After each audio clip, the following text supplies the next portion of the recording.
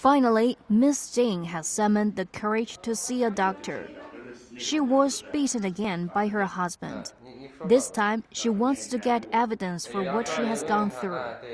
就是没有什么原因。 He beats me out of no 每次都 reason. 是酒 Each 后 time he's 无缘 drunk, 无 he 故的 beats 发脾 me. 气 This 打 time I 我。 was hit in the head, face, and 这次 arms. 呢是 It all started 5 years ago, and it's getting worse. But Miss Ding has remained silent, out of fear.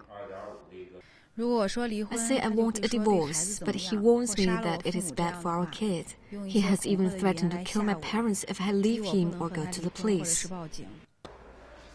Miss Ding is not alone.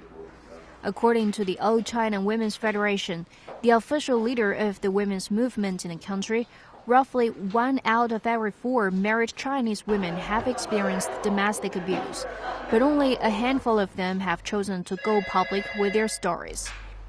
In 2014, the Old China Women's Federation received only around 40,000 complaints, most of them from wives. Victims have run into immense difficulty in righting the wrong. Domestic violence has long been treated as a family matter, and it could not be dealt with as a crime. But that has changed. The country's first legislation prohibiting domestic violence took effect on March 1st, covering married and cohabiting couples and those living in foster families. This law is of huge significance. The Chinese population accounts for 1/5 of the world total.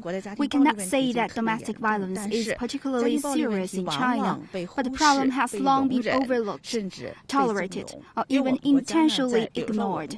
Domestic violence is seen as a private matter, which should not be dealt with outside the family.